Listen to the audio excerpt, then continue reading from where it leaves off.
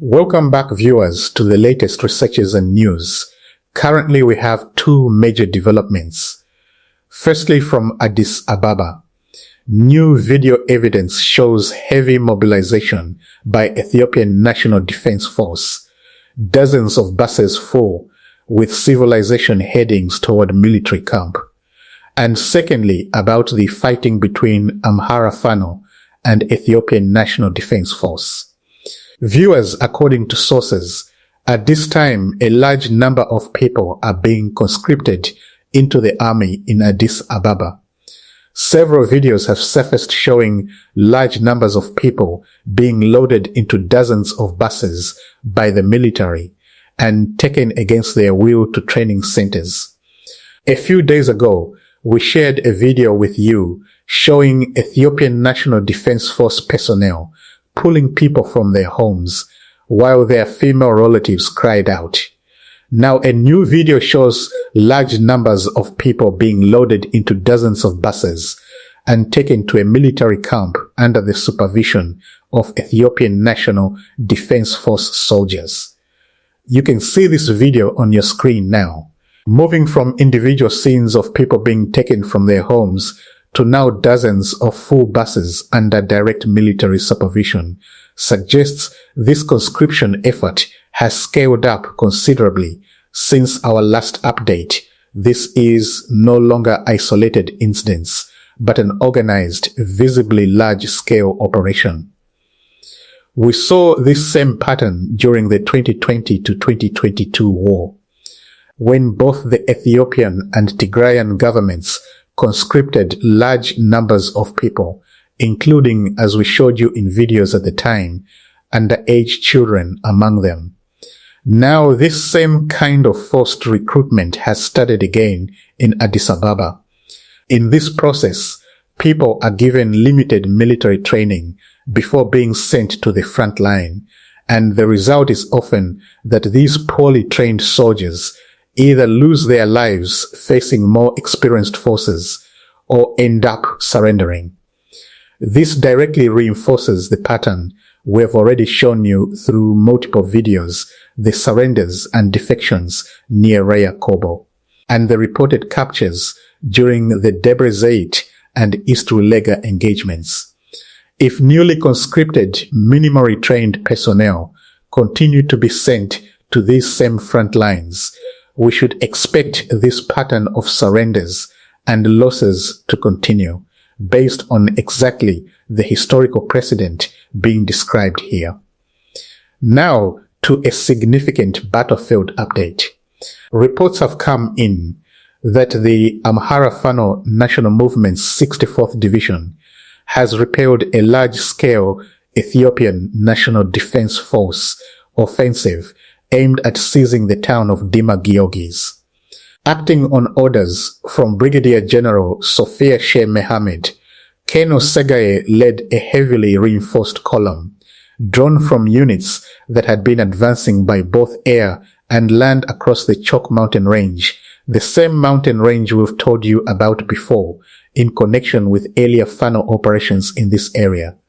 A combined air and land advance, led by a named colonel, acting under a named brigadier general's direct orders, indicates this was a substantial, centrally coordinated offensive, not a local or improvised operation, but one planned and directed from a senior command level. Reportedly, in recent fighting, Ethiopian forces expanded their line of advance along what's called the Lemshon line, moving through Gotera, Weira, Telma, Dinsa Enekora, Bobo, and Abrajit Kebele.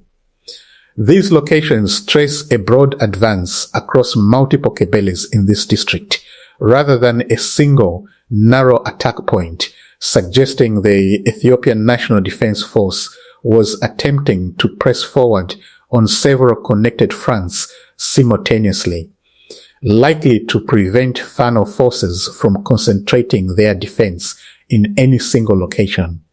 The attacking force was engaged in intense fighting. Reports from nearby government-controlled towns including Debre and Bikena, described a night of mourning and military funerals. Reports of funerals in towns behind the Ethiopian National Defense Forces on lines, rather than only battlefield casualty figures, gives us a human sense of the offensive's cost. These funerals reflect real losses being felt in nearby communities, not just abstract numbers on a report. Colonel Segai's reinforced units, assembled from various parts of Gojam, advanced with the declared aim of clearing Fano from the Chalk Mountains all the way to the Abai, or Blue Nile, Valley. Ethiopian National Defense Force troops moved on Dima Giorgis, Lemchen, Densa Enekora, and Bobo, terrain long associated with local resistance movements in this area. Describing this terrain as long associated with local resistance carries real historical weight. This region has a documented history of local resistance activity going back generations, which is part of why Fano's defense here is being framed not just as a military engagement, but as a continuation of a much older local identity tied to this specific landscape. Fano units contained the advance and broke repeated attempts to enter the town. The attacking force was driven back from Dima Giorgis, successfully containing a coordinated, multi-axis offensive one advancing by both air and land under senior command represents a significant defensive achievement if these reports are accurate, particularly given the scale of the force reportedly involved. In Enimei district, particularly around Dima Holy Giorgis, Lemchen, Densa Enkora, Yegenas Bobo, and surrounding areas, Ethiopian National Defense Force troops reportedly used heavy artillery and large infantry formations. Local commands report robbery, destruction of property, and civilian killings before the offensive was ultimately halted by the 64th Division. As with other similar allegations we've covered, these are serious claims that would require independent verification. We're presenting them as reported by local commands in the area, consistent with how we've approached other unverified civilian harm allegations throughout our coverage. Fano fighters, invoking the legacy of Djasmak Bele Zeliki, held Dima town against 8 consecutive infantry assaults. Fighting from prepared trenches, they engaged advancing troops at close range. Djasmak Bele Zeleke was a historical Ethiopian resistance leader from the Gojam area, known for leading local resistance during the Italian occupation in the 1930s and 1940s.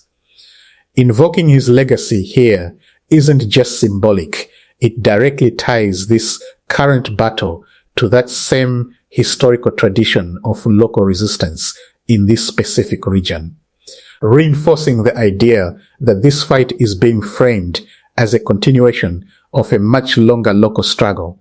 Successfully repelling 8 consecutive infantry assaults from defended trench positions also indicates a well-prepared and sustained defense, rather than a single lucky repulsion. According to reports, Ethiopian National Defense Force losses included more than 105 personnel killed or wounded, more than 12 riot police killed or wounded, 21 militia and police eliminated, and 24 militia members heavily or lightly wounded. A combined casualty figure like this spanning regular army personnel, riot police, and militia suggests multiple different types of government-aligned forces were committed to this single offensive, reinforcing just how significant an effort this was intended to be, and how costly its failure appears to have been. After failing to break Fano's lines and take the town, Ethiopian National Defense Force troops reportedly opened fire with heavy weapons. Artillery fired from Debre along with BM-21 rockets from Enime Sekela Kebele, struck the area.